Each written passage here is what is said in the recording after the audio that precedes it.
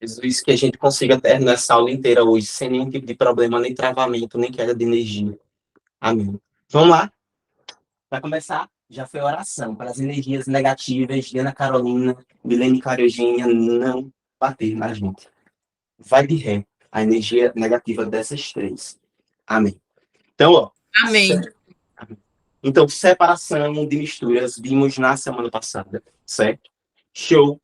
Assuntozinho tranquilo, mas já adianto para vocês. A partir de hoje, a gente começa a química pura e aplicada, tá certo? As questões de separação, de misturas, vou postar todas as resoluções em vídeo. Na dúvida, quem tiver com dúvida ainda em alguma questão, me procure. Inclusive, eu vou cobrar o pessoal em relação às questões, se está com dúvida ou se não está. Tá certo? Para a gente poder dar continuidade aqui ao assunto em si. Até porque essa parte de separação é mais tranquila. Fechou? Porque, assim, não é uma química pura e aplicada, né? Ela é uma química mais geral. Né? Ou seja, você mesmo sem ver, sem assistir uma aula, você consegue resolver boa parte das questões, porque é um negócio que está muito no nosso dia a dia. Aí agora é que a gente vai começar com o estudo da química mais pura e aplicada mesmo, viu, gente? Que é essa química mais acadêmica. E agora eu peço, por favor, que vocês se concentrem ao máximo. Quem gosta, pode, consegue tomar uma cafeínazinha à noite. Faça isso, porque agora eu preciso que vocês estejam aqui com a atenção em 150%, para a gente não se perder. Porque esse início da química é que vai definir, Cauã, como é que a gente vai se sair na química futura. Fechou? Então, por favor, gente, muita atenção e eu vou tentar sempre ser o mais objetivo e breve possível, tá? Vamos lá. Começando essa parte, falando um pouquinho sobre o que nós chamamos de modelos atômicos. Porque, notem, nós estávamos estudando até então só a parte das moléculas. E agora nós iremos estudar a química atômica, Milena, que aí é a química que você estuda no colégio mesmo, faz aquela distribuição eletrônica, ou seja, a parte que a maioria da galera fica perdida. Então, vamos lá, anotem aí modelos atômicos. Já vou adiantar aqui que eu não vou passar modelos atômicos, como a maioria dos professores de química passam, que é de uma forma muito histórica, traz muito nome complexo, não. O que eu preciso que vocês carreguem dessa aula aqui são apenas as características que diferenciam cada modelo atômico.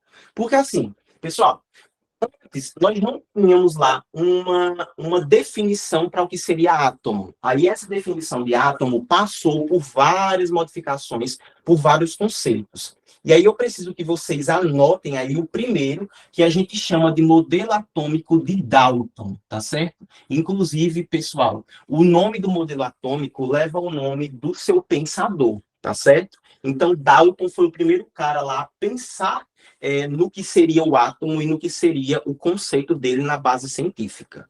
Então, ó, vamos lá. O que era que Dalton dizia em relação ao átomo, pessoal? Dalton dizia, Milena, que o átomo ele era uma... Opa! Aí, Dalton dizia que ele seria uma esfera, ou seja, uma bola maciça, tá certo? Então, era o que ele dizia. Então, ele falava assim, ó, ele era uma bola maciça. Deixa eu ver como é que escreve maciça aqui. Maciça. Tá certo? Ou seja, ele era algo indivisível. Eu vou até botar aqui, o Dalton dizia que ele era uma bola maciça e que esse átomo ele era indivisível. E além disso, Clarinha, ele falava também para a gente que os átomos de uma mesma espécie eram iguais. De uma mesma espécie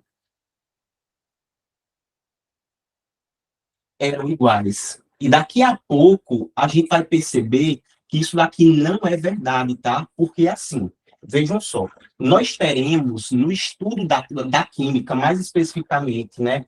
No estudo da tabela periódica, a gente vai perceber que nós não temos um único tipo de carbono, nós não temos um único tipo de hidrogênio, porque, por exemplo, nós temos o hidrogênio, que a gente costuma dizer que ele tem número atômico 1. Mas nós temos um outro hidrogênio que ele tem número atômico 2. E aí, esses dois hidrogênios aqui, gente, eles possuem funções distintas no meio ambiente, tá? E aí, o Eric Dalton dizia que, mesmo que ele tivesse ali números atômicos distintos, eles seriam espécies iguais, ou seja, não haveria nenhum tipo de diferença entre eles, tá certo? Ou seja, era como é que eu vou dizer? Era um conceito muito mais simples, muito mais simplório do que seria átomo, tá certo? Então, deixa eu apagar isso daqui. Então, o que é que eu preciso que vocês carreguem desse nosso primeiro modelo atômico? Que Dalton dizia, primeiro, Dalton é o nosso primeiro modelo atômico, dizia que ele seria uma bola maciça, indivisível, e o átomo de uma mesma espécie, e átomos de uma mesma espécie eram iguais. E aí, vamos lá, vocês sempre vão lembrar, quando se fala de Dalton, ele é muito conhecido como sendo o modelo da bola de bilhar, tá certo? Ou o modelo da bola de bilhar, justamente porque, né, ele já dizia que era maciço, era como se o átomo, gente, ele fosse uma coisa única e dura, tá? Era literalmente uma bolinha dura que você não conseguia dividir, você não conseguia fazer estudo nenhum da sua parte interna. Então, esse daqui, ó, é o que a gente chama de primeiro modelo atômico. Fechou? Então, vamos lá. Depois que vocês anotaram o primeiro modelo atômico, quero que vocês anotem o nosso segundo modelo atômico, que é ali um modelo que a gente chama de Thomson, tá certo? É o modelo de Thomson. Ó, deixa eu botar aqui, Thomson.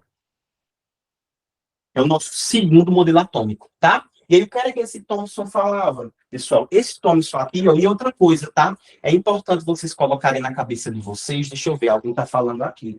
Mariana, paradoxo, o átomo não tinha cargas, e perfeito, Marizinho, isso mesmo, tá? Porque ele era uma coisa só, tá vendo, Mário? Você não tinha nada que se ele, como é que eu vou dizer? Você não tinha nenhum tipo de carga. Era como se ele fosse neutro e acabou.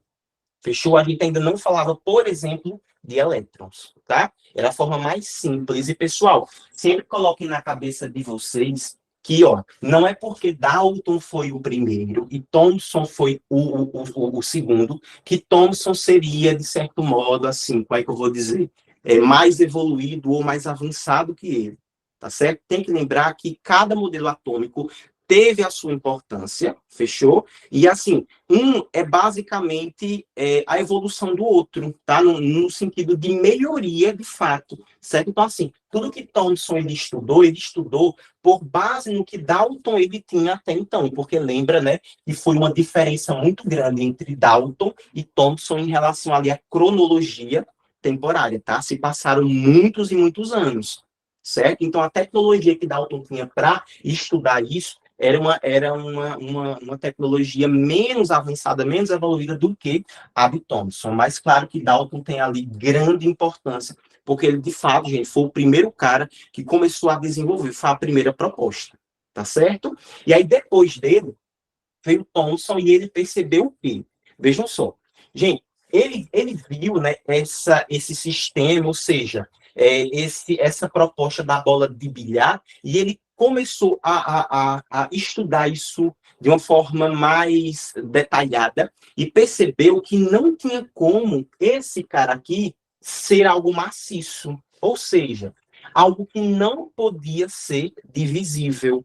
Até porque ele começou a perceber lá com uma experiência que ele chamou de ampola que ele chamou de ampola de Crookes, ele começou a perceber que nesse átomo aqui, nós tínhamos o que nós chamamos de elétrons. Então, se eu perguntar para vocês, qual é a característica principal do modelo atômico de Thomson, vocês vão dizer que foi Thomson quem descobriu, ó, quem descobriu, percebeu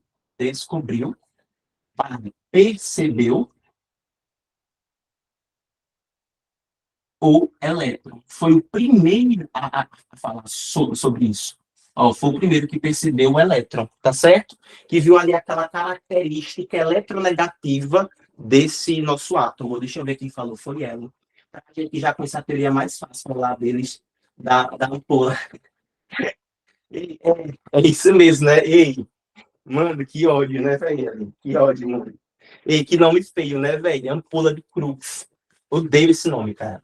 Mas, ó, então Thomson, a característica dele agora é que ele foi o primeiro a falar sobre essa característica eletrônica, ou seja, foi o primeiro a falar sobre o famoso elétron. Só que como era que ele dizia, gente, que esse elétron ele era? Ou seja, a partir de então, ele já dizia que não era mais uma bola maciça, que o átomo ele era uma bola gelatinosa, ou seja, era algo mais maleável. Só que, percebam, tá?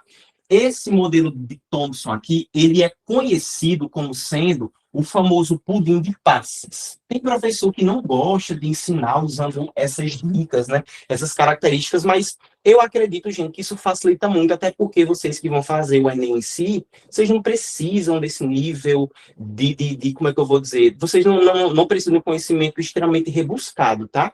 Então, usando essas dicasinhas aqui, super funciona.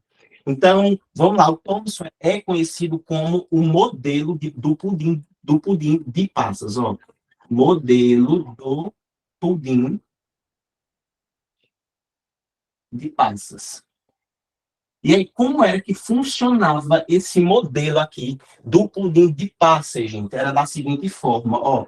A gente tinha, né? Nós tínhamos aqui o elétron, certo? O elétron. E aí, nesse elétron, nós tínhamos aqui, opa, nós tínhamos uma parte positiva, que era basicamente a parte gelatinosa toda, e aí nessa parte gelatinosa nós tínhamos ali, pregado nela, algumas partículas negativas. E aí essas partículas negativas, esse cara chamou de elétron, tá certo? Mas tem que lembrar, até então, Thomson ele acreditava que era todo mundo juntinho, tá? Era tudo junto. E aí Dalton ele acreditava, vou até botar aqui, ó, no meio, tá? Que além de ser uma bola maciça, era uma bola 100% positiva, tá? Não existia ali nada negativa. Enquanto Thomson ele conseguiu determinar, ele conseguiu enxergar esses elétrons, só que esses elétrons estavam ali juntos do positivo. Mas aí lembra, pessoal, os opostos eles fazem o quê? Os opostos se atraem ou os opostos eles se repelem? Se atraem. Se atraem, não é isso? Então, foi que o próximo cara percebeu que, beleza, o elétron ele existe sim. Esse átomo ele vai ter uma parte positiva, vai ter uma parte negativa, mas essas partes não podem estar juntas. Porque se tivesse em um corpo, como Thomson dizia, que era um corpo gelatinoso, essas partículas negativas, Milena, iam de encontro a essa partícula positiva, e aí ele mesmo ia se autodestruir. Concorda comigo? Porque ele ia começar a literalmente entrar, até que desaparecia. Ou seja, não fazia muito sentido até então. Mas cuidado, não estamos dizendo aqui que Thomson era burro e, cara, não pensou nisso. Lembra que a tecnologia ainda não permitia uma análise muito aprofundada em relação a isso. Aí, quem foi que estudou essa natureza aqui, né, do elétron e dessa parte positiva? Foi justamente o próximo cara, que é nosso famoso Rutherford. Ó, vou botar aqui, ó. Ford, tá certo? Foi aí o nosso terceiro modelo atômico, tá? Então, ó, primeiro nós temos Dalton, depois Thomson, depois o Rutherford, tá certo? E esse Fabrício, Rutherford, então o Thomson, ele achava que era tudo negativo, né? muito bem, isso, gente, Tá, era só tudo pra... junto e acabou, tá? Era literalmente, Lulu, uma gelatina. Então você tinha ali dentro todo mundo junto, ninguém se separava, ou seja, e era como se fosse, Lulu, estável, tá? Então as partículas negativas estavam paradas e as positivas também. Não, enfim, era como se fosse algo parado. Só que agora, gente, lembra? Ele já acreditava que o átomo se dividia assim, viu? Porque não era mais maciço, não era duro, era algo gelatinoso. Deu para entender, Lulu? Deu sim, obrigada. Pronto, show. Aí o que Rutherford ele veio? Ele começou a estudar e entender o que nós chamamos lá de, como é que eu vou dizer? Ele estudou a parte em que a gente diz que esse elétron aqui ele está estável, ou seja, ele estudou a estabilidade, né? No caso, ele estudou a estabilidade desse átomo, ou seja, o porquê que ele não se autodestruía. Inclusive, Rutherford ele é conhecido como modelo planetário. Então, anotem aí no resumo de vocês que Rutherford ele criou o que nós chamamos de modelo planetário. Modelo planetário.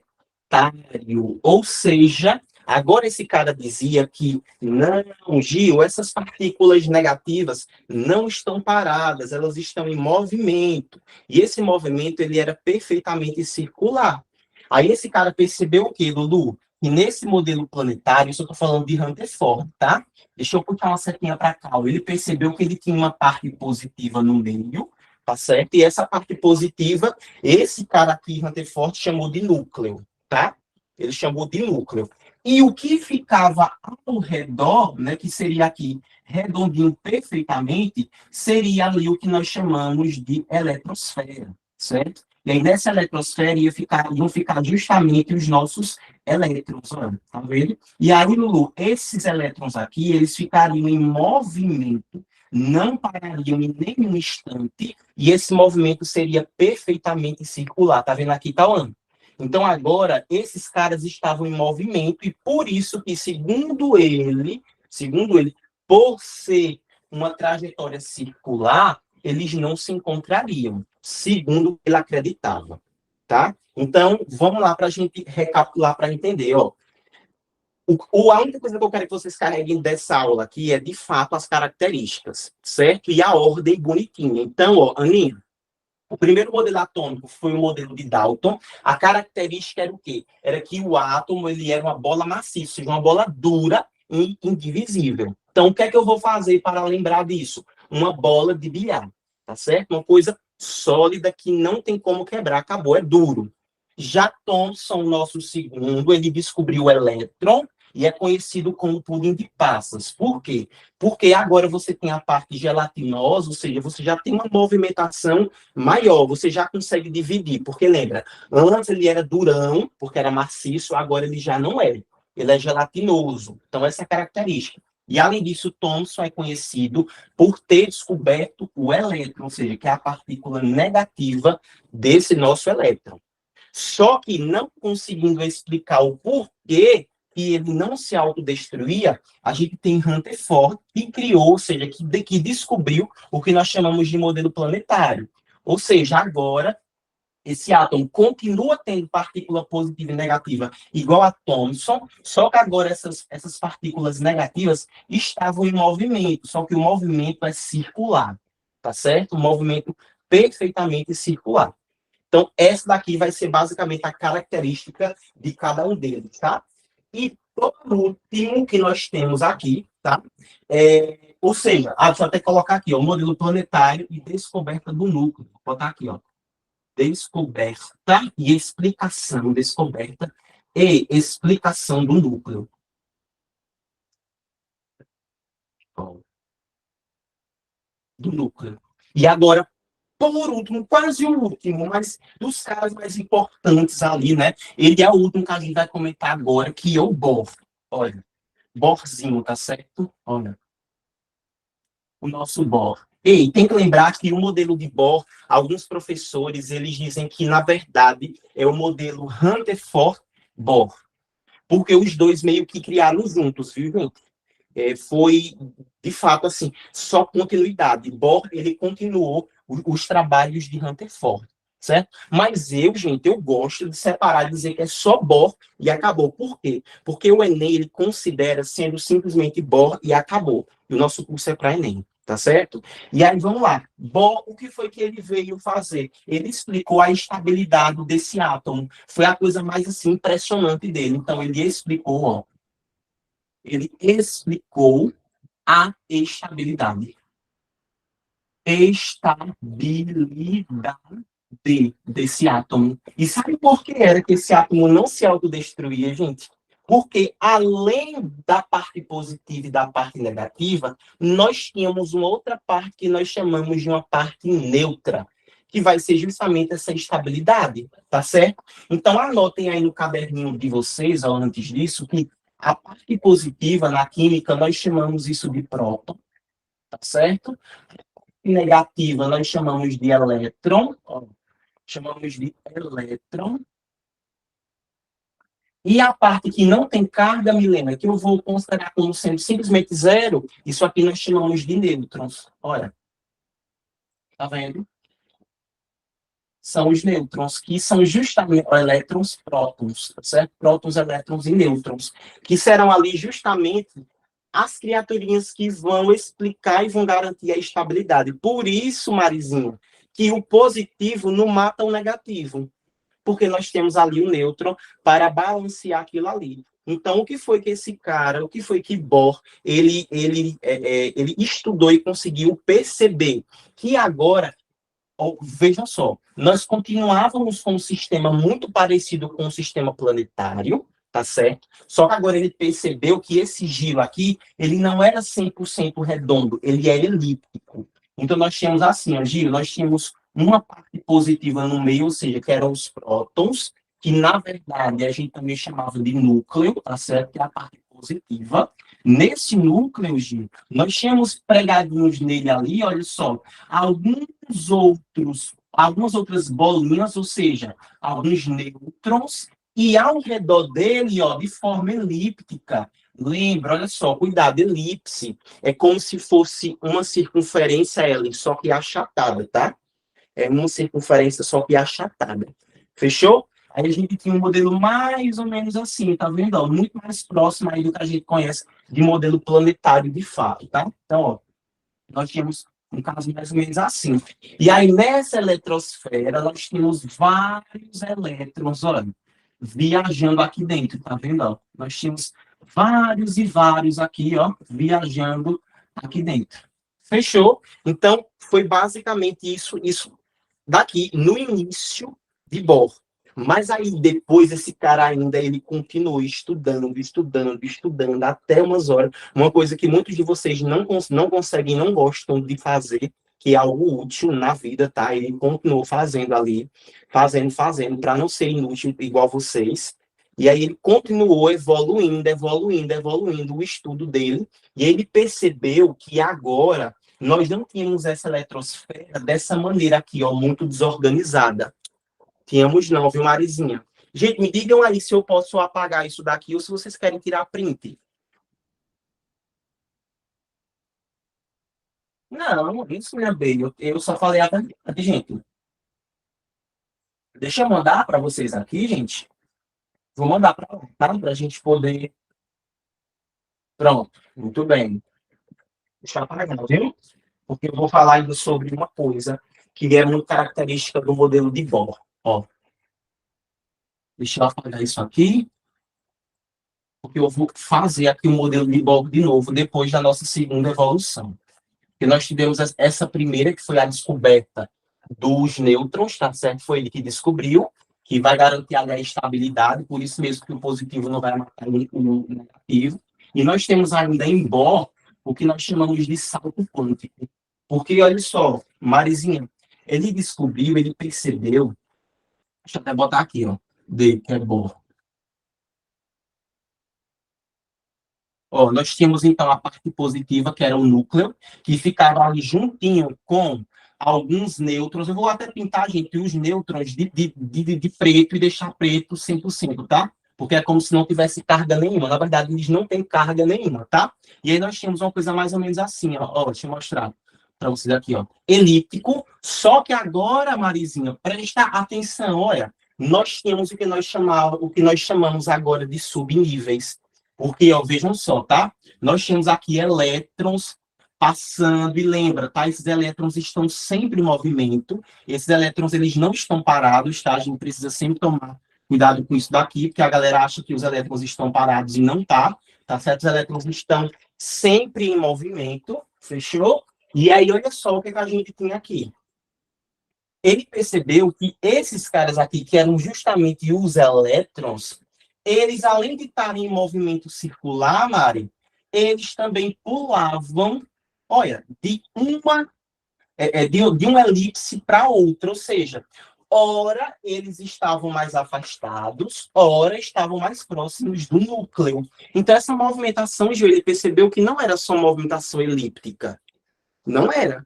Esse cara, ora estava mais próximo do núcleo, ora estava mais afastado, e assim por diante. Ou seja, esse Bohr, ele explicou o que nós chamamos de salto quântico. Olha só, pessoal, salto quântico Significa assim, ó, esse cara vai sair, prestem atenção, ele vai sair de uma camada, ou seja, de um subnível mais energético para um menos energético.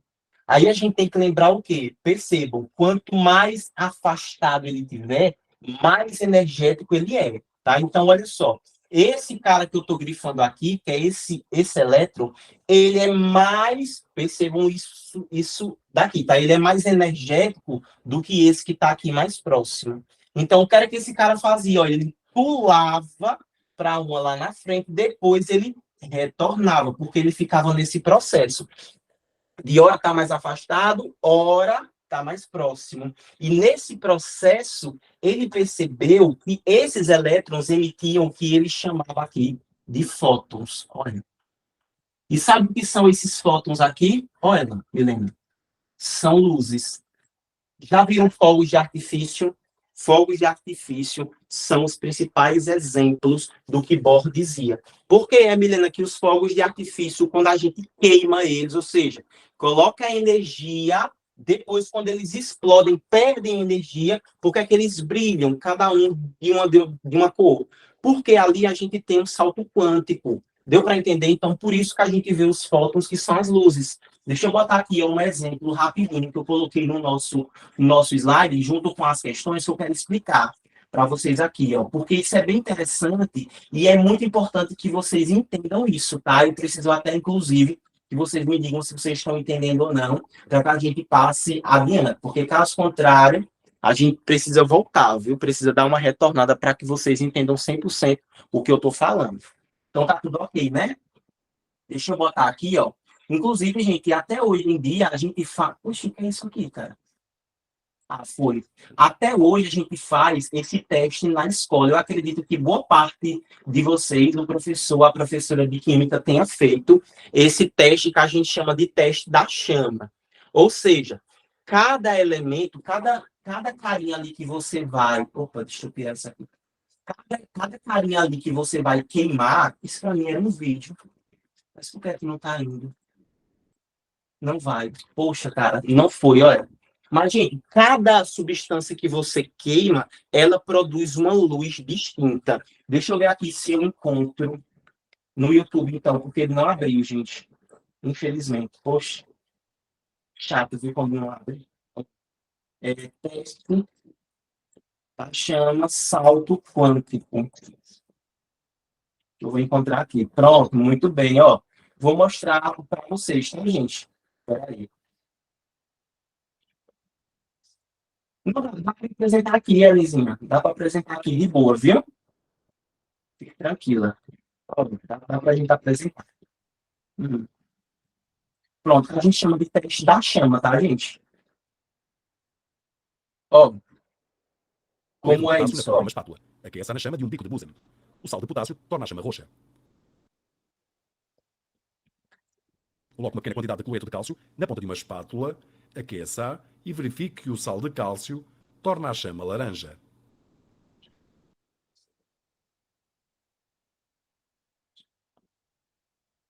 Coloque uma pequena quantidade de cloreto de estrôncio na ponta de uma espátula. Aqueça e verifique que o íon de estrôncio 2 torna a chama vermelha.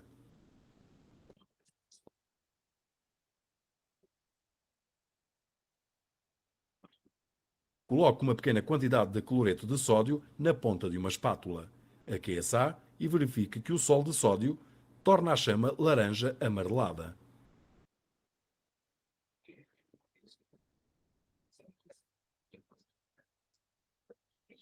Coloque uma pequena quantidade de cloreto de lítio na ponta de uma espátula, aqueça e verifique que o sal de lítio torna a chama magenta.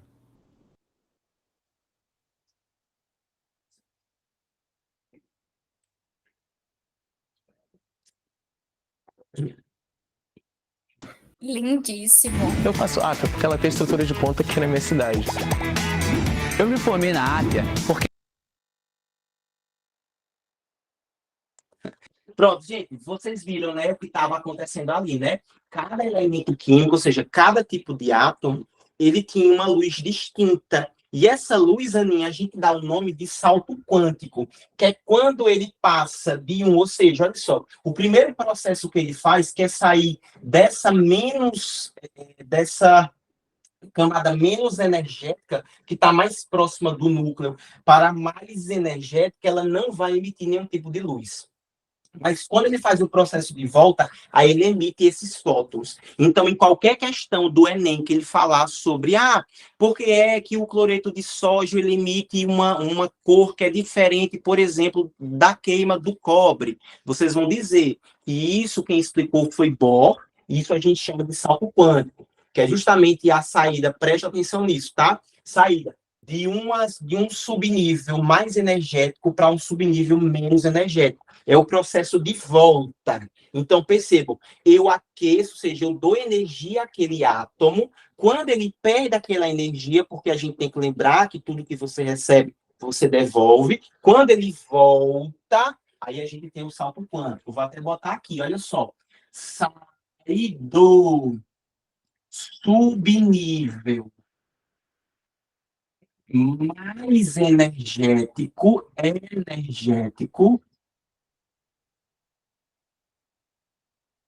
para o menos energético.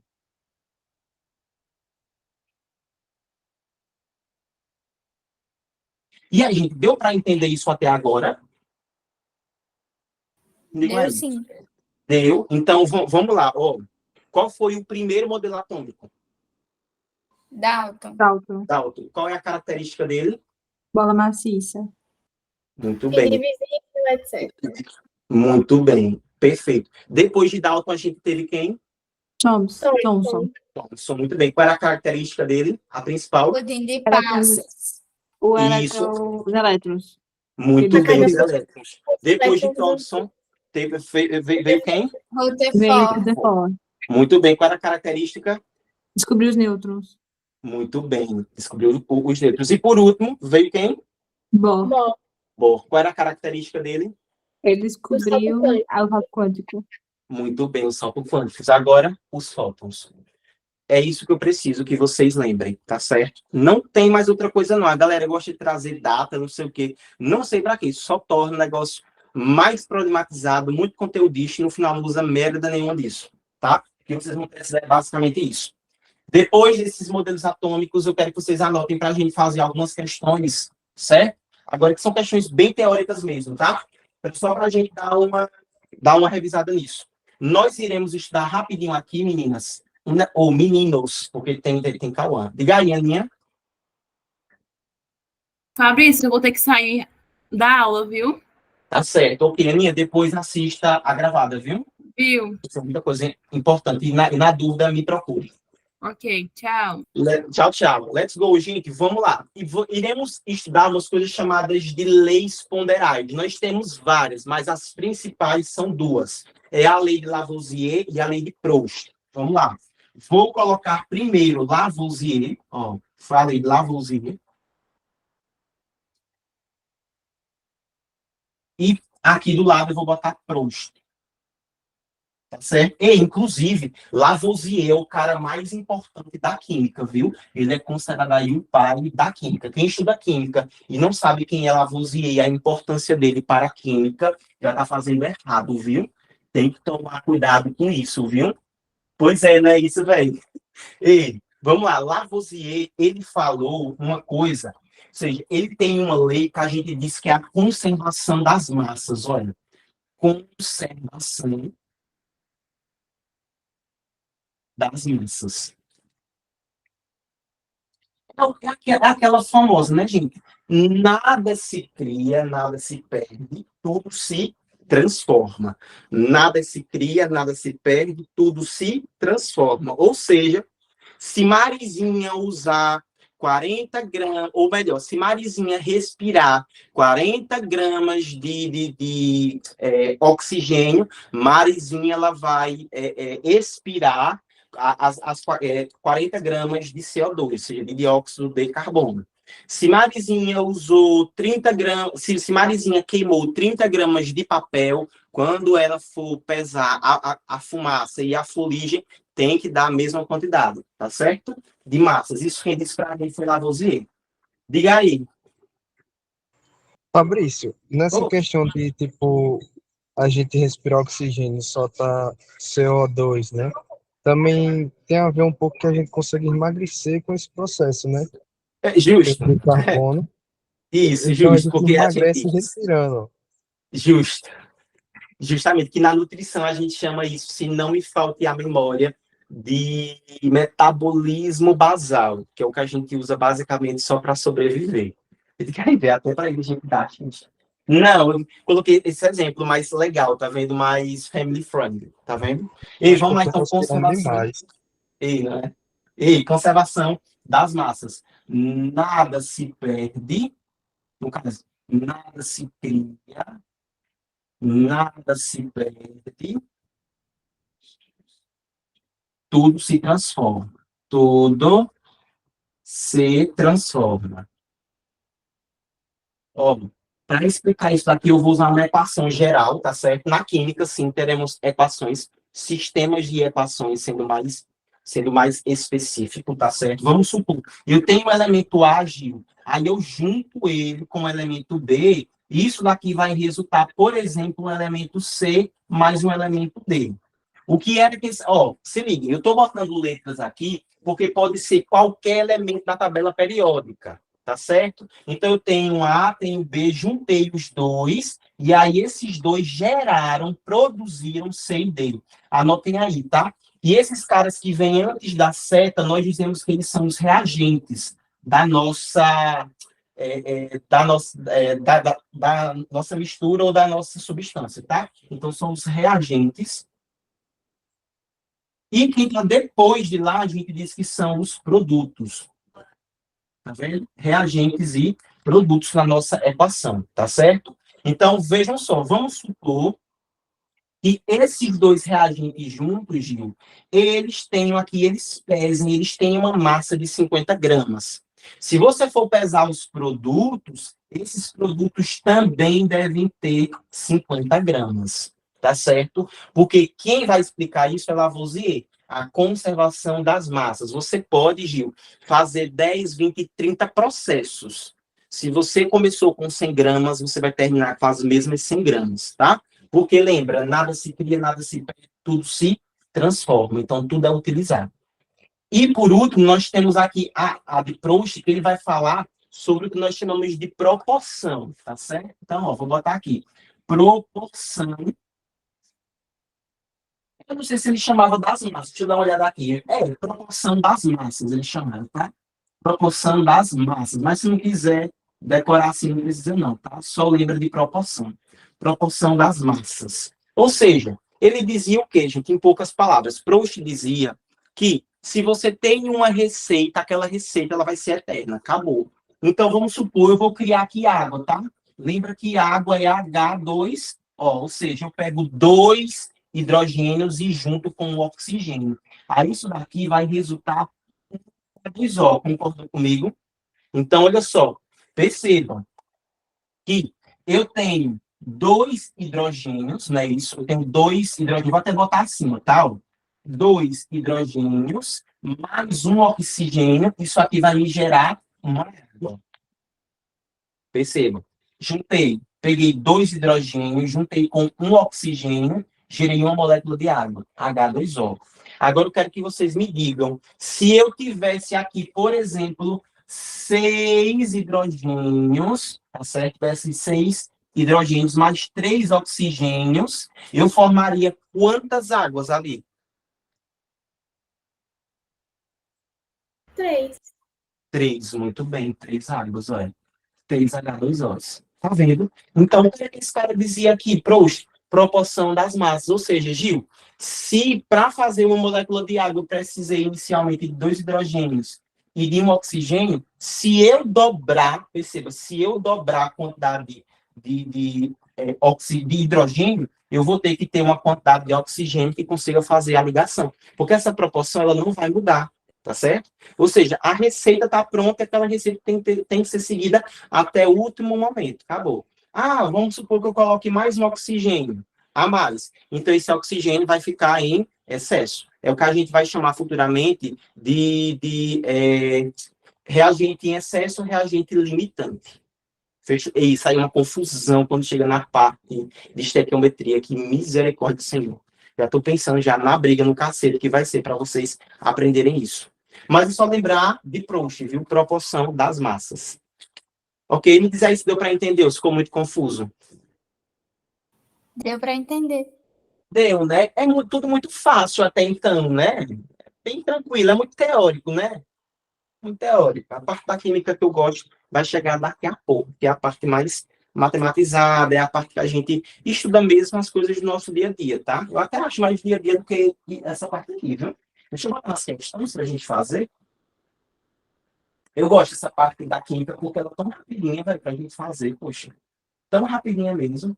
Mano, por que tá aparecendo uma daí? Tá aqui, vai, merda. Não, não diga isso não, velho. Ele só me magoa, velho. Me machuca, Deus me livre. Olha, questãozinha aqui. Ei, Milena, começa de boa, né, Mi? Perfeitamente. Ó, quem lê essa questão para mim? Por favor, que eu tô com a garganta ruim. Pode ser. Perfeito, Gi. Lê aí para mim, por favor. O óxido de cálcio, cal virgem, reage com o dióxido de carbono, CO2, produzindo o carbonato de cálcio, CaCO3. Em um laboratório de química foram realizados vários experimentos cujos resultados estão expressos na tabela a seguir. Com base na lei de Lavoisier e nos experimentos realizados, conclui-se que... Muito bem, valeu, Gil. Vamos lá. O que é que Lavoisier dizia? que a massa vai ser a mesma no Conservação de reagente massa. ou no produto. Perfeito, muito bem. As massas, ou seja, as proporções das... nada se cria, né? Conservação Isso das nada se massas. perde. Muito bem, tá certo? Então, a conservação. Então, vamos lá. Ó, no experimento 1, ele disse o que para a gente, se vocês prestarem atenção? Ele disse que juntou aqui, ó, deixa eu pegar a minha caneta aqui. Ó, a caneta não, vou pegar o apontador do laser. Ó, prestem atenção aqui, tá? Ele disse que nós tínhamos no início 5,6 gramas de massa de cálcio. Aí ele juntou com a quantidade X de massa de gás carbono. Isso daqui vai gerar para a gente uma massa de carbonato de cálcio de 10 gramas. Então, pessoal, se essa massa de carbonato aqui é o produto, então, quando eu somar os dois reagentes ali, ou seja, a massa de óxido de cálcio com a massa de gás carbônico, tem que dar quanto? Isso. 10. Muito bem, 10. Então, ó, nessa primeira aqui, se eu pegar, preste atenção, porque eu vou juntar, tá vendo? Vou pegar os 5,6, vou somar com o X. Esses dois caras que eram os reagentes, que eram quem estava reagindo para gerar o que eu queria, o meu produto, essa soma tem que dar 10, porque o cara dizia, Lavoisier falava, né? E nós temos ali a conservação das massas, ou seja, se eu gerei 10 gramas de produto, é porque eu tinha 10 gramas nos reagentes. Então, se eu pegar as duas coisas, Milena, que eu juntei, eu tinha 10 gramas deles dois juntos, não vai mudar isso. Então, aqui é a equação do primeiro grau. Deixa o x de um lado, aí esse 5,6, gente, passa para o outro lado com a operação inversa. Então, se ele está positivo, passa negativo. Então, fica 10 menos 5,6. Sim, tem que usar a parte de matemática mesmo aqui, viu? Então, x aqui só pode ser 4,4 gramas. Então, temos que o x é 4,4 gramas.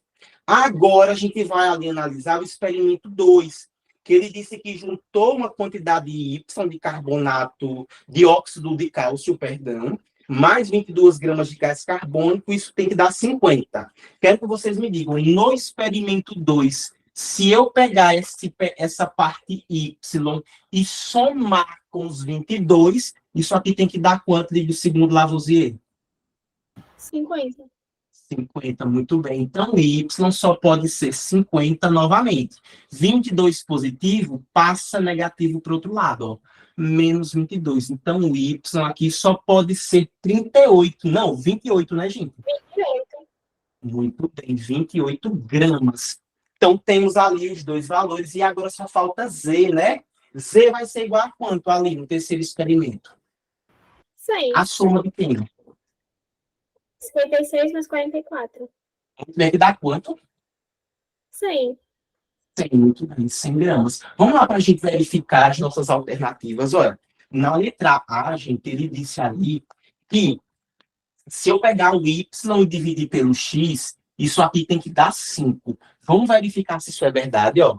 Vou pegar o y, que a gente disse que era 28, vou dividir pelo x, que é 4,4, olha. Então, estou dividindo ali pelo número decimal, vou multiplicar por 10 em cima, por 10 embaixo. Para tirar essa vírgula, ficaremos com 280 sobre 44. Vou simplificar em cima e embaixo por 4, né? Porque dá para fazer essa simplificação. Então, ficaremos em cima com 28 por 4, isso dá 7. Então, fica 70 sobre 11. Gente, é óbvio, é fato que 70 sobre 11 não vai dar 5 não, viu? Vai dar um valor ali aleatório, que eu não sei nem quanto é que vai dar uns 5, ou uns 6, alguma coisa, né? 6 e alguns pouquinhos. Ou seja, a A já não está correta. Remove ela. Tá certo? Tá certo. Tranquilo. Dá sim, viu, Mari? Dá. Tranquilo, viu? B, vamos lá para B, para a gente analisar. Olha, x vezes y, ele está dizendo que vai ser menor que z. Menor que z. Vamos verificar. Vou pegar x e y. X é 4,4 vezes 28 e vou ver se isso aqui vai dar menos ou mais que 100. Vamos lá.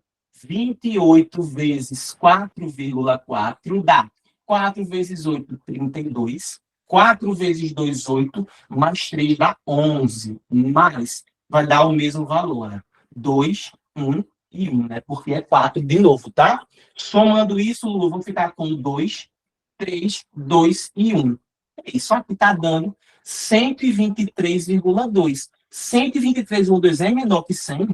Não, né? Com certeza não. Com certeza não. Então, errada também, ó. Exclui, não vamos usar. Letra C de carbono, vamos ver se será esse daqui, ó. Ele diz que o Z dividido por 5,6 será igual a X vezes 3,5. Vamos ver, olha. Z sobre 5,6, o Z é 100. Então, faremos com 100 dividido por 5,6. Vamos ver se isso é igual ao X, que é 4,4, multiplicado por 3,5, tá? Essa partezinha aqui. Vamos lá, vai ficar assim, né? 1000 dividido por 56, igual, ó, bora fazer aqui, ó. 4,4 vezes 3,5. 5 vezes 4, 20. 5 vezes 4, 20 com 2 dá 22. Mais 3 vezes 4, 12. 3 vezes 4, 12 com 1, 13. Estou fazendo só a multiplicação, viu, gente? 0, 4, 5, 1 e 2 casas. Vai dar aqui 15,40. Já não vai ser, sabe por quê, gente? Se eu for dividir, o 1000 por 50, isso aqui já vai dar 200. Já vai passar. Tá vendo? Então, essa partezinha, ó, essa aqui também, falso. Portanto, só vai deixar para a gente ali, sem nem analisar, olha, a letra D de Darwin. Mas aí eu desafio vocês depois a fazerem em casa, tá? Aquela divisãozinha ali, para vocês verem se vai dar isso mesmo. Tá certo? Vocês fazem em casa, viu? Sozinhos, mas a gente já sabe que vai dar a letra D. E aí, deu para entender, gente, que aqui o difícil, o chato, foi usar, de fato, ali a matemática básica. Porque o cálculo, a teoria mesmo em si, ela é bem tranquila, né? É só lembrar que na química as massas, elas vão sempre se manter, tá certo? A gente não vai mudar essa proporção, nem a proporção, claro, e a gente vai conservar essas massas. Deu para entender que ainda ficou muito difícil. Só ficou grande, não foi? Mas, ok, né? E aí para minha segunda, por favor. Clarinha, tu lê. Eu vou tentar, né? Porque para mim a letra tá muito pequenininha, mas enfim. Imagine Eita, tá que em uma pelo celular? balança de... Não, pelo computador. Mas é porque tá ruim de ler, mas eu vou conseguir, vai dar certo. Imagine que em uma balança de pratos, conforme mostra a figura 1, Nos recipientes 1 e 2 foram colocadas quantidades iguais de um mesmo sólido, palha de ferro ou carvão. Foi ateado fogo à amostra contida no recipiente 2. Depois de cessada a queima, o arranjo tornou à disposição da figura 2. As equações para as reações envolvidas são apresentadas a seguir. Considerando o resultado do experimento na figura 2, marque a alternativa que explica corretamente o que aconteceu. Show. Vamos lá. Ó, a primeira diz assim, ó. Então, olha só o que era que eu tinha. Percebam. Eu tinha, no início eu tinha carbono, que a própria equação está dizendo aqui, tá? Ó. Eu tinha carbono que estava gerando CO2, tá certo? E tinha ali depois o ferro mais o oxigênio no segundo, e aí a gente teve óxido de ferro. Ô, gente, isso inclusive, tá? Eu já vou explicar para vocês aqui. Tem que tomar cuidado em casos que a gente vai trabalhar o que nós chamamos de palha de aço, ó. Palha de aço, que é o bombril, tá certo? Se vocês pegarem a palha de aço e vocês queimarem ela em cima de uma balança, vocês vão perceber que a massa vai aumentar. Mas tomem cuidado em relação a isso. Por que é que ela vai queimar? Ou por que é que ela vai aumentar?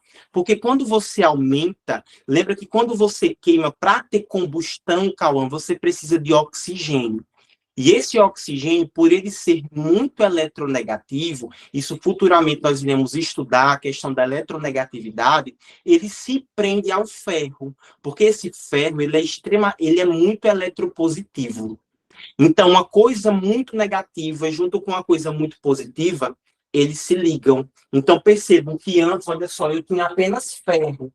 Quando eu queimei o ferro, ou seja, na química queimar significa você colocar oxigênio, você criou o óxido de ferro, o óxido ferroso, que é o famoso ferrugem, tá? Pode ser considerado, inclusive, ferrugem, tá certo? Então, aqui, por isso que na palha de aço, quando você queima, ou seja, palha de aço mais fogo, isso aqui vai resultar em uma massa maior. Mas essa massa maior vai ser justamente porque nós tínhamos ali a palha de aço, que era o ferro. Quando nós queimamos ali com o oxigênio, o que vai acontecer é que esse oxigênio vai se aderir a esse ferro, tá certo? Se adere, gente. Ou seja, você antes tinha só o ferro sozinho. Aí você pendurou uma outra coisa com ele, pô, é claro que ele vai ficar mais pesado. Porque você tem uma molécula muito maior. Isso, inclusive, a gente vai aprender futuramente, que quanto maior aquela molécula é, mais pesada ela é.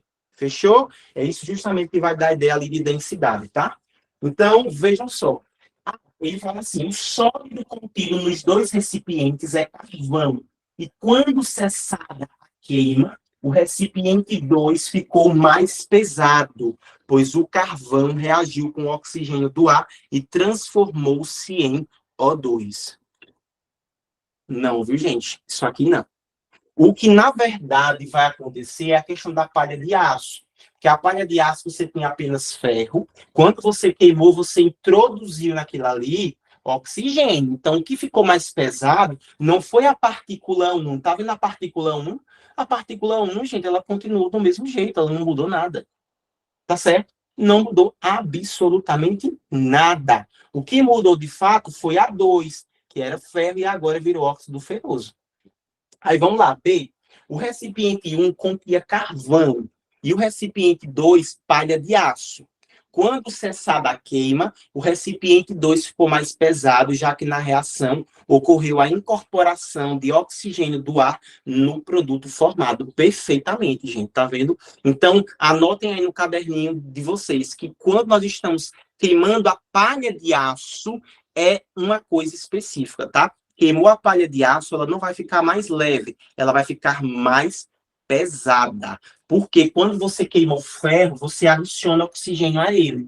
E aí você tinha só o ferro sozinho, agora você tem o ferro mais 2 oxigênios. Fechou? Então, por isso que ficou muito mais pesado. Aí vamos lá, então a resposta seria B, viu, gente? A letra C está dizendo assim, o sólido contido nos dois recipientes é palha de ferro. Não, porque se fosse palha de ferro nos dois, Quando tivesse queimado, teria ficado igual, né? Continuado igual. D, o recipiente 1 continha palha de ferro? Não, já que ele ficou mais leve, não faz, ou no caso o outro ficou mais pesado e ele acabou subindo, não faz sentido. E o sólido contido nos dois recipientes é carvão. Não, não, não. Tá certo? E aí a gente tem que lembrar, tá? O carvão, quando a gente queima ele vira o que a gente chama de fuligem, tá? Inclusive, depois percebam que toda queima, quando gera aquela fumaça ela vem com várias partículas. Aquelas partículas sólidas são fuligem, tá certo? Que é quando você literalmente desidrata alguma coisa, certo? Você desidrata aquilo pra caramba, você tira toda a água e só sobra só aquela matéria, ou seja, só a parte sólida. E aquela parte sólida a gente chama de fuligem, tá certo? Que foi basicamente o que sobrou. Por que a letra C está errada? Eu entendi porque a B está certa, eu entendi porque a C está errada. Pronto, ó. Ele diz assim, o sólido contido nos dois recipientes é palha de ferro. E quando cessar da queima, o recipiente 2 ficou mais pesado, já que na reação ocorreu a incorporação do oxigênio do ar no produto formado. Porque assim, ó, Clarinha, ele está dizendo, é como se você tivesse aqui, ó, a balançazinha, tá certo? Ó, tem as duas balanças.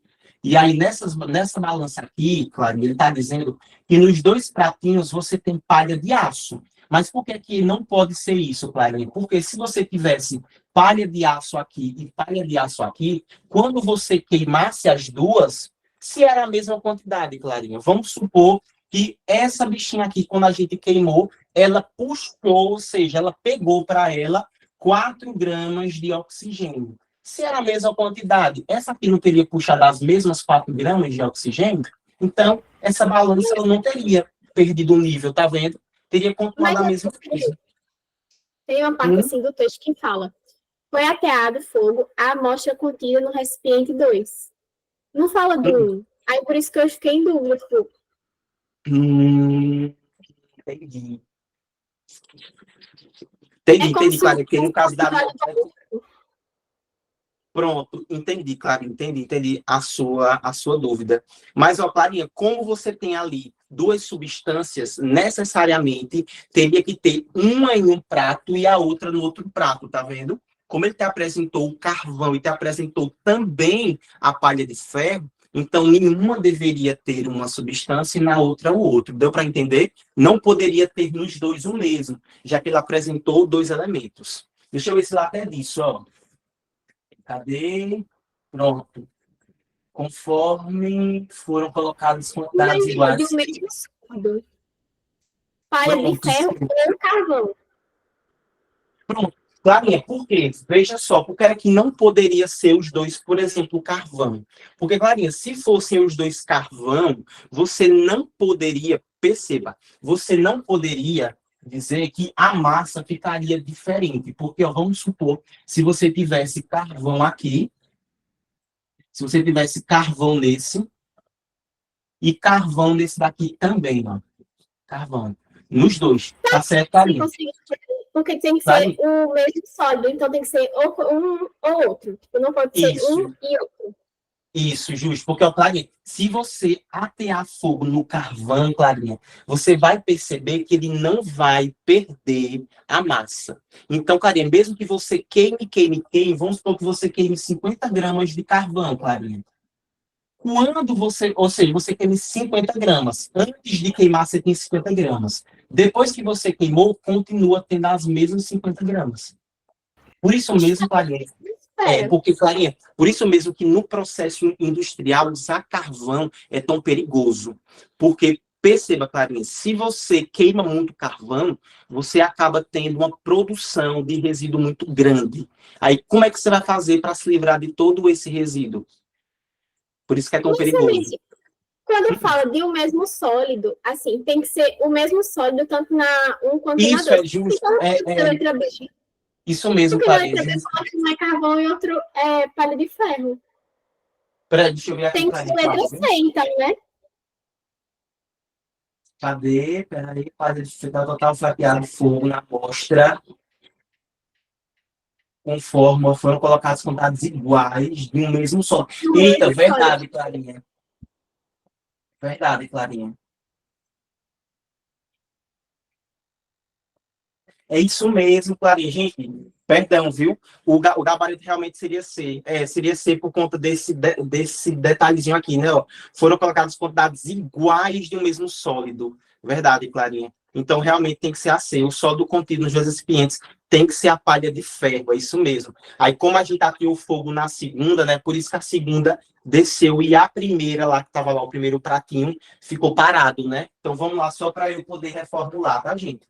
Desculpem aí a confusão, eu acabei não prestando atenção ali no início. Então, ó, vamos lá para a gente recapitular, tá? Então, nos dois pratinhos, nós tínhamos ali a palha de ferro, tá certo? Que eu vou chamar aqui, ó, de F2O2. Nós tínhamos nos dois pratinhos, só que um dos pratinhos nós queimamos, vamos supor que a gente tenha adicionado oxigênio nessa daqui, tá certo? E a outra nós não queimamos, nós deixamos lá intacta. Tá certo? Então, por isso mesmo, que quando a gente teve aqui depois, né, a gente analisou essa mesma balança, o que aconteceu foi que essa parte aqui, ela estava mais baixa, porque ela ficou mais densa, né, ou seja, ficou mais pesada, porque agora foi introduzido o oxigênio, porque aqui agora você tem F2O2, e nesta daqui, ela continuou do mesmo jeito, porque você ainda continua tendo a palha de aço, e seria simplesmente Fe2, né, ó. Fui falar ainda, continuei colocando do mesmo jeito. Ó. Nessa aqui a gente tinha simplesmente o Fe, que é o ferro metálico, tá? Então, ó, por isso, tá? Porque agora que a gente teve uma introdução. Deu para entender, né, gente? Desculpe aí, Clarinha, valeu, viu? Mas deu para entender, gente? Me digam aí. Deu, Você banana aí. não deu certo, deu para entender. Deu, né? Muito bem, show. Aí desculpem a confusão, viu, gente?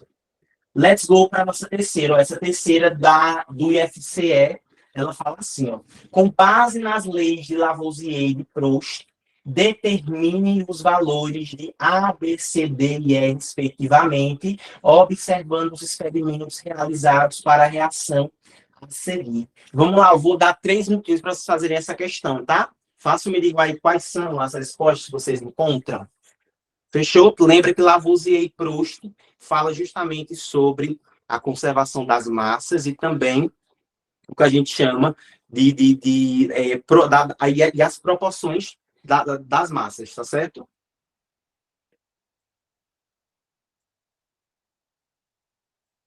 Pode ir mandando aqui no chat, viu? A resposta. Gil, voltou aqui na internet? Voltou, né? Show. Eu não sei não o que está acontecendo com essas internets, que elas estão complicadas, viu? Fabrício, aí, Oi. tipo, essa questão da conservação da massa. Então, quando queima algo, sempre conserva a massa, tipo, Sempre exatamente o conserva mesmo tanto. isso, exatamente o mesmo tanto. Perfeito, Cauã. Porque quando a gente está trabalhando quando a gente está trabalhando Lavoisier, a gente está trabalhando em um sistema fechado, Cauã. Então, vamos supor que você queime alguma coisa, tá? Você está queimando aquilo, Cauã, em um recipiente fechado. Então, vamos supor que haja partícula de fumaça. A fumaça não foi para o ambiente, continuou no mesmo recipiente. Tá certo? Não é algo aberto. Fechou? É algo controlado. Ah, sim, entendi. Certinho? A Clarinha já conseguiu. Sabe, a internet tá meio ruim aqui, eu não tô conseguindo ver o slide. Pode mandar a foto pra mim no WhatsApp?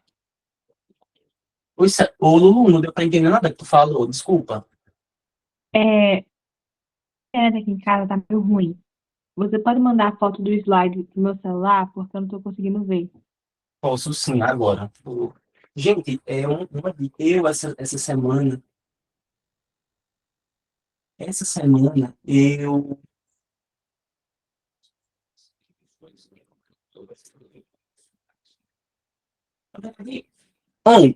ontem eu liguei, não, hoje de manhã, eu falei com a Atel, quem for da Atel, eu falei com eles, e eles deram uma reiniciada nas coisas daqui de casa, viu? Na internet. Vejam também, porque acho que por conta dessas quedas de energia, né? Tá dando alguma coisa, talvez melhorem de vocês. E quem for da Oi também, é só falar lá com eles, com a central, que eles fazem isso, viu?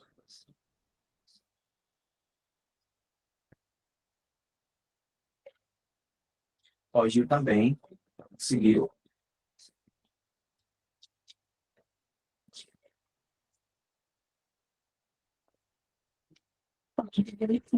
Já e tal. Deixa eu desfixar.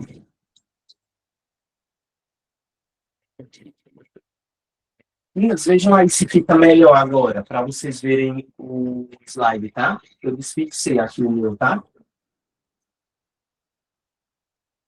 Ficou bem melhor. Ficou, né?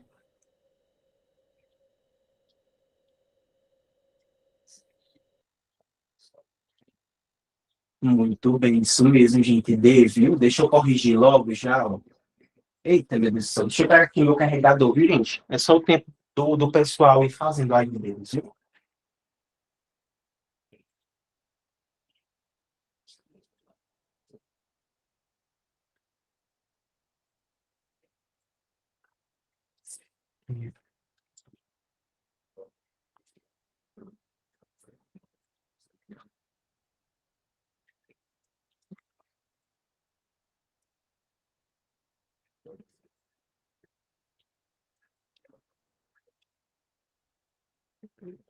Deixa eu abrir aqui o chat para ver se mais alguém tá fazendo, ó. Porque Gil, Clarinha e Lulu fizeram. Cadê o restante, pessoal? Não vão fazer não, né?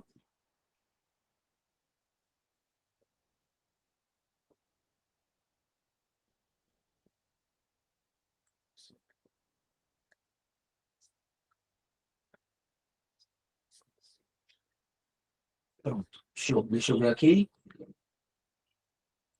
Essa parte química não é ruim não, tá, gente? É porque a galera assim fica com preguiça. Mas, ó, ele disse ali, então, no experimento 1, eu acredito que tá com áudio sim. No experimento 1, o que ele fez, ó, ele juntou, percebam, ele juntou 28 gramas de nitrogênio, certo? 28 gramas de nitrogênio com uma quantidade A de hidrogênio. Isso daqui gerou, se vocês perceberem, um total de 34 gramas de amônio.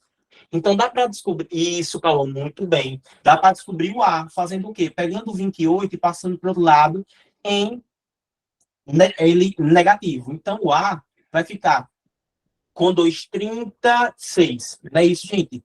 O A deu 6, correto? Sim. Então, a gente, né, se não fica em dúvida em B dele.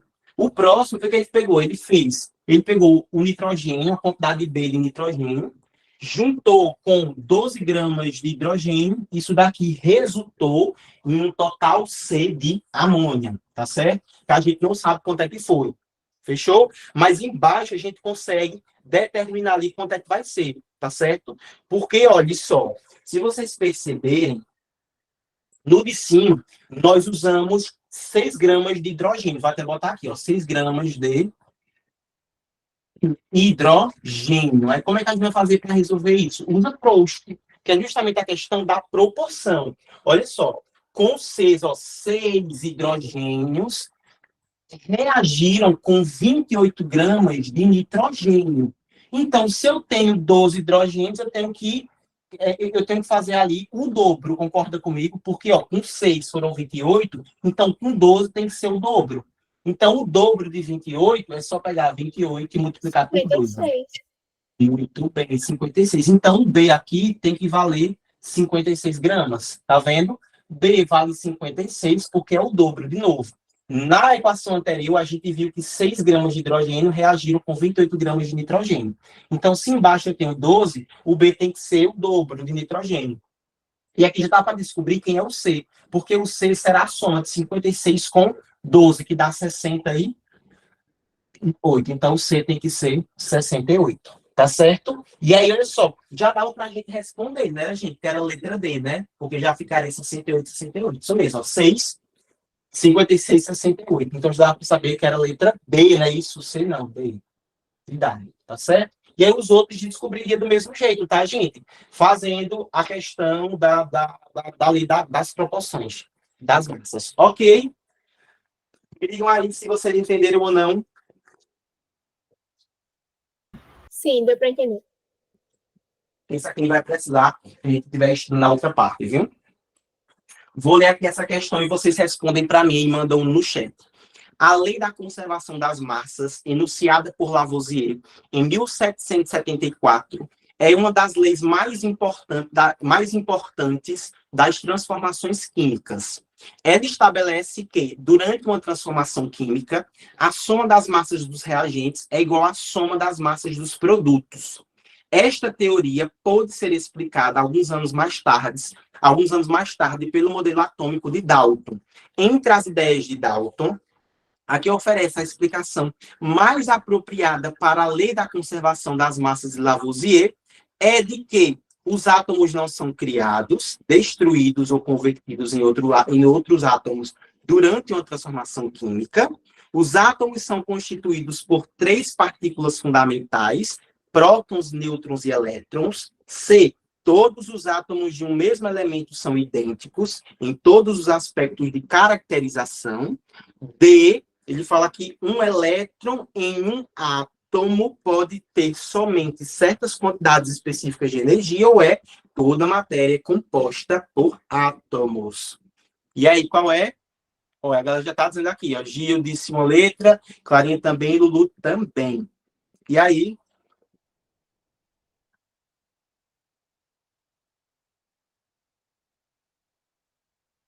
Muito bem, isso mesmo, gente. Átomos não são criados, não são destruídos e nem convertidos. Muito bem. E outros átomos durante uma transformação química, isso mesmo. Porque tem que lembrar, né, que Dalton já dizia que era indivisível, né?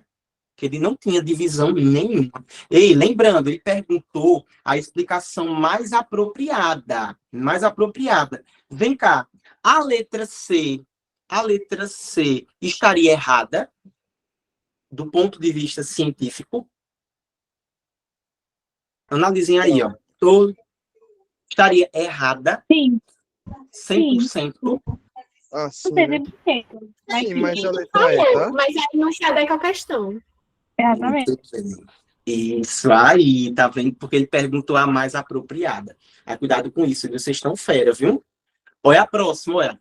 Há 100 anos, Thomson determinou pela primeira vez a relação entre a massa e a carga do elétron, o que pode ser considerado como a descoberta do elétron. É reconhecida como contribuição de Thomson, de Thomson ao modelo o quê? E aí Thomson ele dizia o quê? Que o átomo ele é indivisível, a existência de partículas subatômicas, os elétrons ocuparem níveis discretos de energia, os elétrons girarem em órbitas circulares ao redor do núcleo, ou o átomo possuir um núcleo com carga positiva e uma eletrosfera. Foi o que Thomson falou. Letra B, porque tem a carga positiva no geral e tem as cargas negativas em pedacinhos. Ou seja, subatômicos, porque é menor que o átomo. Muito bem, isso mesmo. Show. Muito bem, muito bem, muito bem. Porque, vamos lá, quem foi mesmo que tinha dito... Pronto, quem foi que disse que os átomos eram indivisíveis? Dalton. Dalton, muito bem. Quem foi que disse que os elétrons giravam em órbitas circulares ao redor do núcleo? Bom. Muito bem, isso mesmo. E pronto, isso mesmo. Aí seria B, né? A mais adequada, né? A existência de partículas subatômicas. Muito bem. Vamos aqui para a gente passar para o próximo, olha. A figura seguinte representa um fenômeno ocorrido ao atritar um pente em uma flanela e depois aproximá-lo de papel picado pelo fato de o pente ficar eletrizado por atrito. Inclusive, gente, essa questão aqui de eletrização, a gente vai estudar em física, tá? Isso aqui seria, na verdade, uma questão interdisciplinar, seria uma questão de física e de química ao mesmo tempo.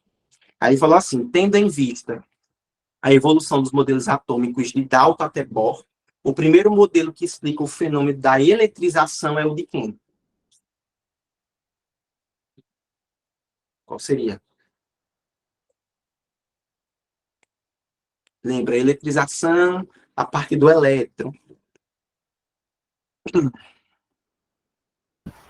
Então seria C, né? Mas porque na hora da questão eu ficaria pensando assim. se seria a questão da eletrização pela existência do elétron, ou seria a eletrização no sentido de Bohr, sabe? Que o elétron absorvia energia, liberava, absorvia, liberava. Eu pensei Aí eu isso. fiquei tempão na questão assim, será? Mas acabaria marcando Thomson.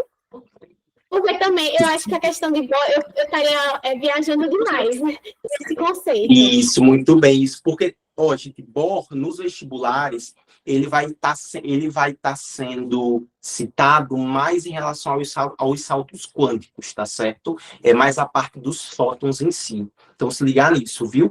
Quem explicou, o primeiro modelo que explicou de fato o fenômeno da eletrização foi Thomson, viu? Foi quem descobriu ali, de fato, a presença do elétron. Fechou? Nos vestibulares, tem que lembrar. Aí quem quer fazer, por exemplo, engenharia química, uma química da vida, aí vai aprender lá numa coisa muito mais complexa e bem mais chata de aprender, que não interessa pra gente aqui.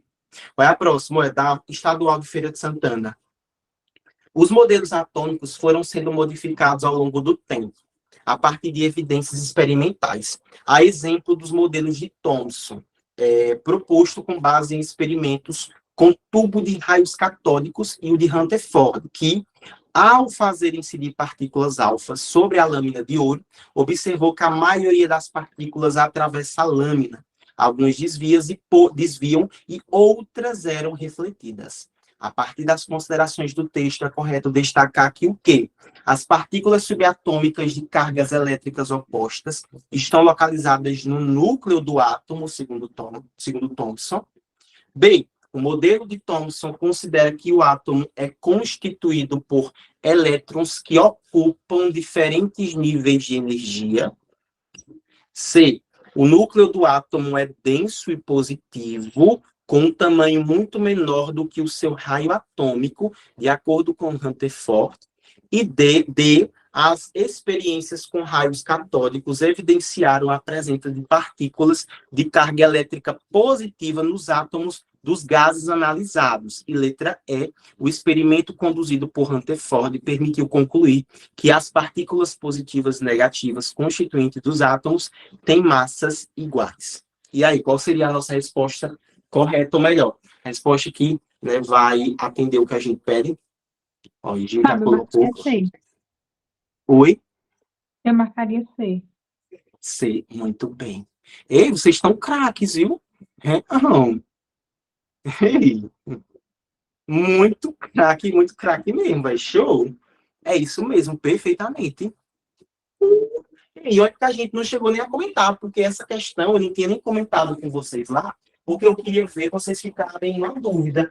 Mas só o desenho vocês já entenderam. Quando eu fiz, não foi? Ó, o núcleo, vocês perceberam, né? Eu coloquei parte positiva e outras partezinhas aqui que são os nêutrons. E o restante, que era a eletrosfera, eu coloquei aqui, tá vendo? Ó. Ele bem afastado. E realmente, ó, essa parte aqui do núcleo, gente, ela é uma parte sólida, tá certo? Além de sólida, ela é densa, certo? Inclusive, a gente pode usar como exemplo disso o ovo, tá? Se vocês perceberem, a gema, né, ela por ter aquela partícula, né? Aquela partícula não, cara, aquela... Como é que a gente fala, cara? Nossa, eu não vou lembrar o nome. Película.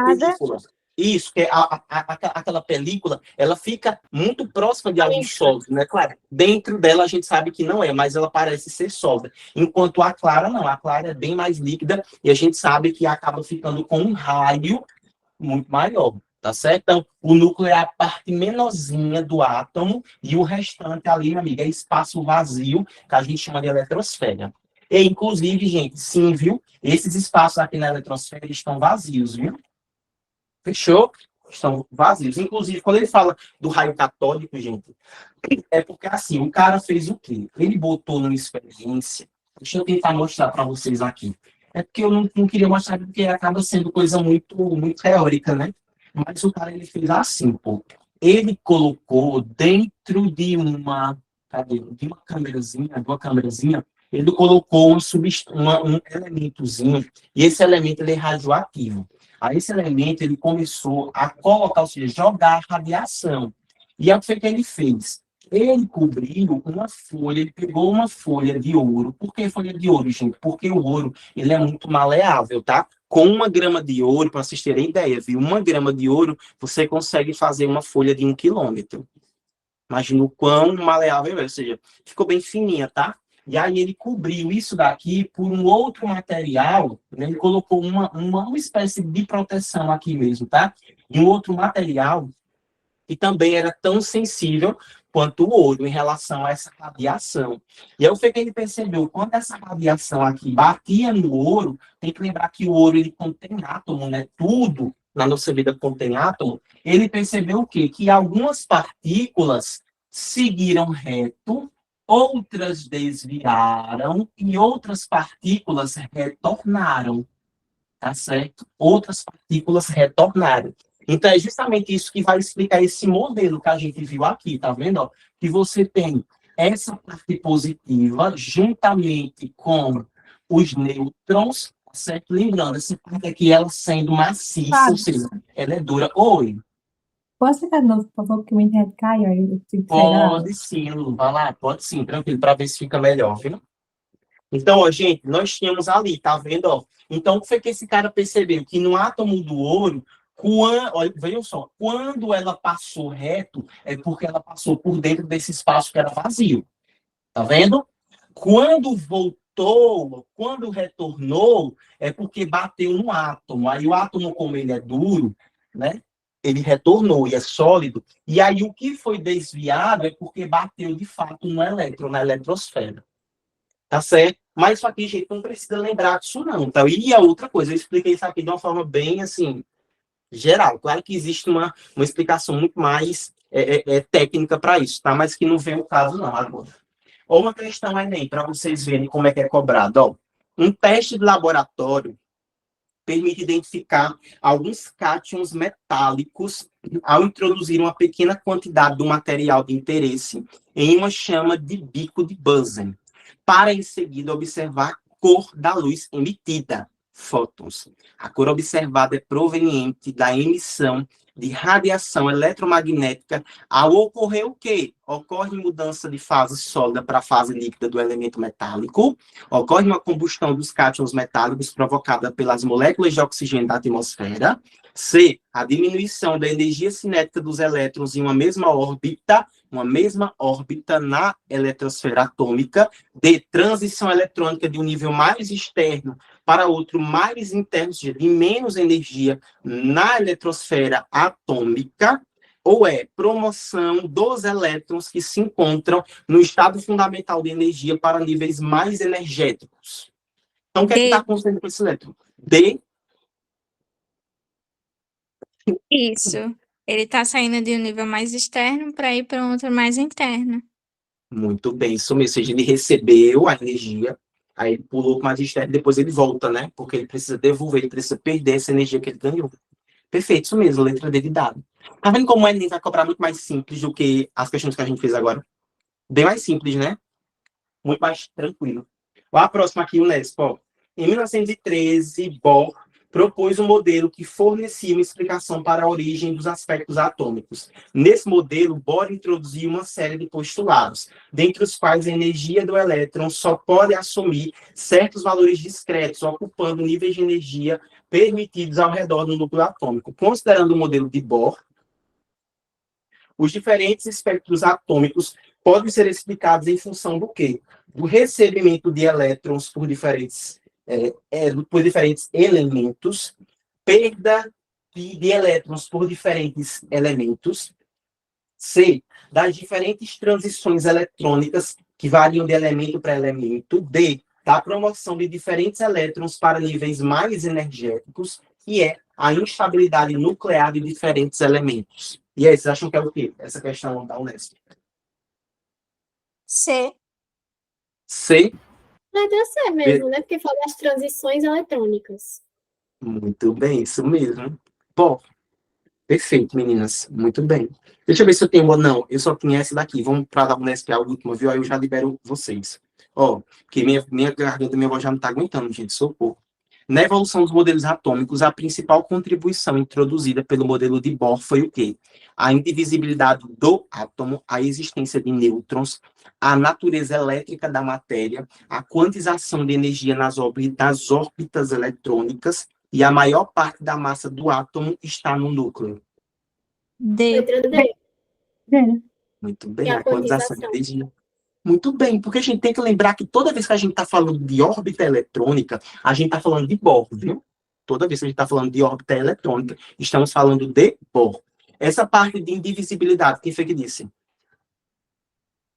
Dalton. Dalton. Dalton. A existência de nêutrons.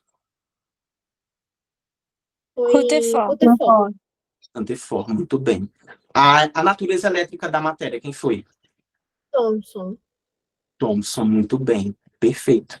E essa parada aqui, gente, que a gente fala da maior parte da massa do átomo está no núcleo, nós estamos falando aí já do novo modelo atômico, tá? Que a gente vê mais à frente, quando a gente tiver, de fato, vem da parte de distribuição eletrônica, enfim, essas coisas. Tá certo? Por agora mesmo, a gente encerra, tá? Porque eu não vou estender mais, não. Porque eu acredito que vocês já estejam bem cansados e também eu vou passar bastante questões para vocês fazerem em casa, tá? Aí, gente, olha só, é importante vocês tentarem fazer essas questões